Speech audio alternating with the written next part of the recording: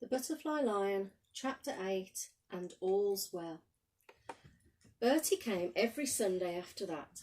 Sometimes it couldn't be for long, because he had detention back at school, or maybe I'd have to send him away because father was down for the weekend, shooting pheasants in the park with his friends. We had to be careful. He did mend my best box kite, but after a while we forgot all about flying kites and we just walked and talked. Bertie and I lived for our Sundays. In those next 2 years we became first good companions and then best of friends. We never told each other we were because we didn't need to.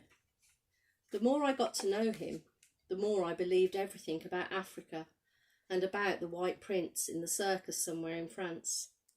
I believed him too when he told me again and again how somehow, someday he would find his white lion and make sure that he'd never have to live behind bars again. The school holidays always dragged interminably because Bertie wasn't there on Sundays. But at least there was no lessons to endure with No Lips. She always went off in the holidays to stay with her sister by the sea in Margate. Instead of her lessons though, Nanny Mason would take me on endless nature walks. Walks on the wild side, she called them.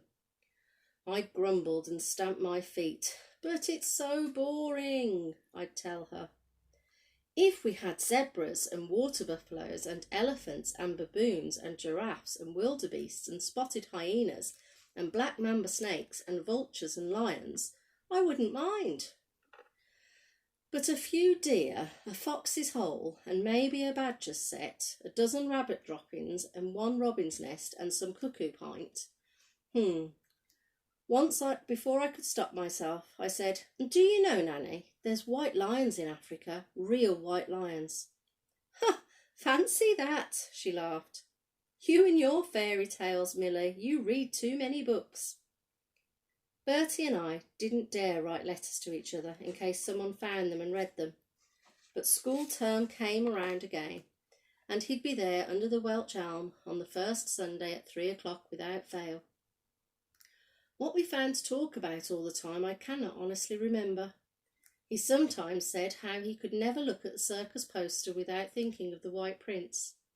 But as time passed, he talked less and less of the White Lion, and then not at all. I thought maybe he had forgotten all about him. We both grew up too quickly. We had one last summer term together before I was to be sent off to a convent school by the sea in Sussex, and he was to go away to college under the shadow of Canterbury Cathedral. We treasured each meeting, knowing how few we had left. We were silent in our sadness. The love between us stayed unspoken. We knew it when our eyes met, when our hands touched. We were just so sure of each other. Before he left me that last Sunday, he gave me a kite he had made in carpentry lessons at school, and told me to think of him every time I flew it. Then he went on his way to college, and I went on to my convent. We didn't see each other again. I was always very careful where I flew the kite he'd given me, just in case I lost it up a tree and couldn't get it back again. I thought that if I lost the kite it would be like losing Bertie forever. I kept it on top of my cupboard in my bedroom. It's still up there to this day. Now we did write, because we were away from home and it was safe to do so. We wrote letters that talked to each other just as we had done all those years on Wood Hill. My letters were long and rambling about tittle-tattle at school, about how much happier it was at home now that No Lips had left. His were always short, and his handwriting so tiny you could hardly read it. He was no happier shut inside the walls of his cathedral precinct than he had been before. There were bells, he wrote, always bells.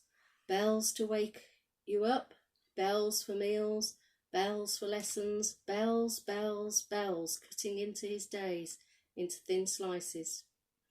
How we both hated bells. The last thing he heard at night was the night watchman walking the city walls outside his dormitory window, ringing his bell and calling out, 12 o'clock, a fine night, and all's well. But he knew, as I knew, as everyone knew, that all was not well, that a great war was coming. His letters and mine were full of the dread of it. Then the storm of war broke. Like many storms, it rumbled on, only distantly at first, and we all hoped it would somehow pass us by. But it was not to be like that. Father looked so grand in his khaki uniform and shiny brown boots.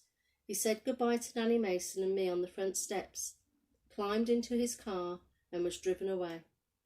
We never saw him again. I can't pretend I grieved much when the news came that he had been killed. I know a daughter should grieve for her dead father, and I tried to. I was sad, of course, but it's difficult to grieve for someone you never really knew, and my father had always been a stranger to me. Worse, so much worse for me, was the thought that the same thing might one day happen to Bertie.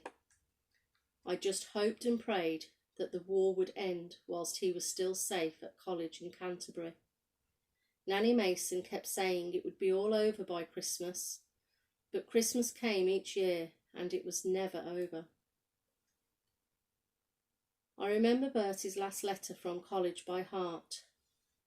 Dearest Millie, I'm old enough now to join up, so I shall.